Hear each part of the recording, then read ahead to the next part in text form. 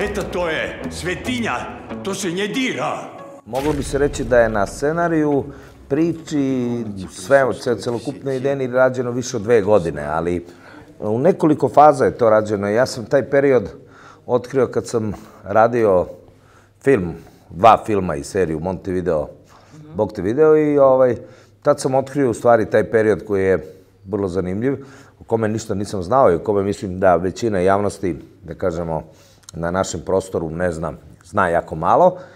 I otkrio sam te zanimljive priče o, recimo, ne znam, putevima droge koji su postojali vrlo intenzivno i koji su, bila su 2 puta droge, jedan je bio iz Turske, drugi je bio odavde iz Makedonije. Onda ti razni politički uticaji koji su bili vrlo intenzivni u to vreme, imamo nadolazak nacizma iz Nemačke, imamo komunizam koji nadolazi iz Sovjetskog saveza, a imamo i te bele Ruse, poraženu carsku vojsku iz građanskog rata i oktobarske revolucije, koja je mahom bila u Srbiji, odnosno u Beogradu. U vojnim formacijama preko 10-15 hiljada kozaka je ordiniralo uglavnom na području Srbije i njihova baza je bila u Beogradu. Tako da sam našao te zanimljive podatke i shvatio da je to može da se napravi jedna vrlo zanimljiva, tako da kažem, balkanski triler koji pa otprilike korespondira i sa ovim vremenom, jer ja mislim da se tu nije mnogo suštinski stvari promenilo, čak mislim da su ti putevi droge i danas isti, samo su možda... A i odnosite sa Osinkita koji ste... A i ti stalni, da, ti stalni vetrovi politički koji duvaju sa raznih strana, opet se prelamaju preko ovih nekih unutrašnjih problema i razlika koje postoje ovde. Faktički, naravno da se promenilo, prošle su godine, desili su se umeđu vremenu jedan veliki svetski rat i ovi naši nesrećni ratovi, svega je bilo, menjali su se i sistemi, imali smo i komunizam, ali nekako suštinski je taj Balkan ostao još uvek ta raskrsnica tih različitih uticaja, različitih, kako da kažem, ima i tu svoju sivu stranu, odnosno crnu stranu, odnosno taj kaver ispod žita, da tako kažem, koji nikada ne izlazi u javnost, a koji stalno ovde postoji. I tako da ja mislim da je to bila jedna vrlo inspirativna priča gde smo se mi kombinovali smo istorijske fakte, istorijske ličnosti sa potpunom fikcijom i pokušali to da ispričamo u jednom onako trileru. Triler, akcioni triler, drama sa elementima mistike. Vi ste Andra Tanasijević? Obično sam ja taj koji postavlja pitanje. Inspektor Stanko Pletekosić, tehnička policija, javljam se na dužnost. Jeste što je, bar kod nas u našoj kinematografiji, jako retko da se pojavi ženska uloga koja ima toliko prostora. Dakle, ona bar ravnopravna sa muškim ulogama.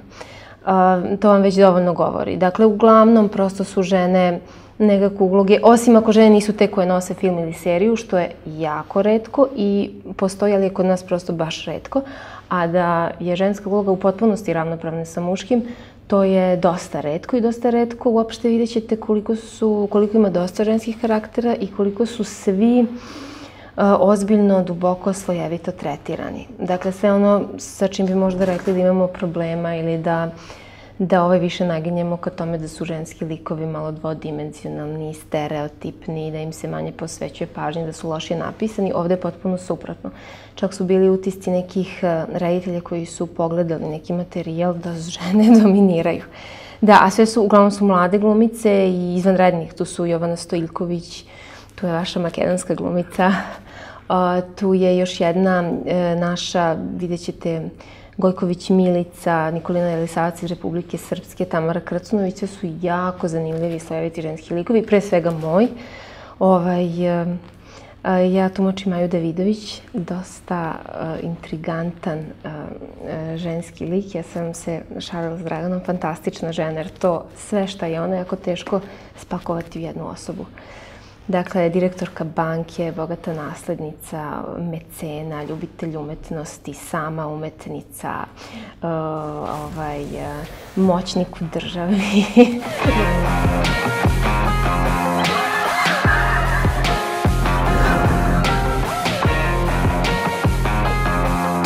Je, prvi put, ja mislim da je Dragan i da je neko na takav način pristupio, mislim, to smo navikli viđati i to nije vani, koliko sam ja shvatio sad, nije da sam ja nešto tu neki ekspert, da sam shvatio, to je vani neki novi princip, više redatelja, više pisaca. Tako da je to uvijek malo onako, malo radi da onako krv brže kola, da bude malo onako paprenije. Više pisaca, uvijek je dinamika veća, to je neko nadmetanje i natjecanje. Odmah je bolji proizvod, što se nadam da će se vidjeti na našem produktu. A i, to je, ja mislim, sad, ja ne znam napamet, mislim da je 7 redatelja na našoj seriji. I to isto da neku stalno neku novu svežinu, stalno neki novi. Nikome ne da se odmori, da se ohladi, znaš, svi žele biti. Kompeticija je čudo, daje da projekt bude bolji. Tako mislim, za Šenke nad Balkanom jedna mala neka revolucija koja se nadam da će da se nastavi na našim područjima. Redovna policijska kontrola, nastavite sa svojim poslom. Tame! Ja sam kraljevski oficir, tame!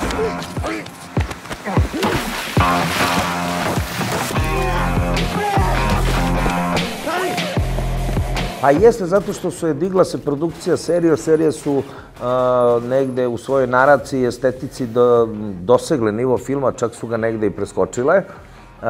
Mnoge serije su hrabrije od današnjih filmova, kao da se drama, pa i thriller prebacio potpuno u serije. U bioskopima su ostale ti spektakli i ovi, više ne znam šta su ove akcione video igrice, gde je kombinacija, ne znam, 3D animacije i igranog filma.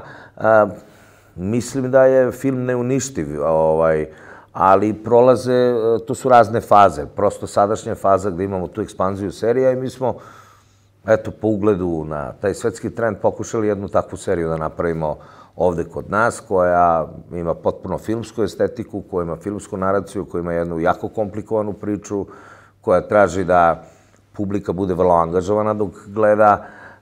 Naime, sve je to jedna onako puzzle slagalica, gde vi, ako pratite pažljivo, ovo nije ona vrsta trilera gde se kao krije ubica, ne. Ovde je vrsta trilera gde se nekoliko linija prelama i jednog trenutka se nađe u jednoj tački. I sada, ako vi pažljivo pratite, možete da predvidite neke stvari. Ako nešto promakne, vi na kraju ćete shvatiti to, ali traži apsolutnu pažnju gledalca dok se gleda. I eto, pravili smo to malo, kako da kažem, da zainteresujemo publiku. В этой комнате присутствуют все те, кто знали, što hranится в алтаре. Odakle ti ovo? To je zaista jedan jako visok estetski nivo koji je Dragan zadao sebi i stručnim saradnicima u domenu kamere. Dakle, oni su to jurili uprkos, dakle, vremenu koga je bilo malo. Ali nije se ispuštalo. Ja zaista ne znam, evo, ja ne znam da je snimljen neki kadar ili neka scena da smo mi nešto ubrzali, zaista. Znači, sve što je bilo bitno je snimljeno dok se nije snimilo. I ono što bih možda rekla za kraj, što je isto dragoceno, mislim da čujete, Voja Brajović, naša glumačka legenda, veliki, predivan glumac koji zaista imao priliku i sreću da radi za vreme stare Jugoslavije, gde su bile mnogo zbiljnije produkcije, mnogo zbiljnije snimanje, rekao da je retko kad u životu radio sa kreativnim i profesionalnim ekipom. Sie ist aufgetaucht in Belgrad. Sind Sie sich sicher, dass es ein Original ist?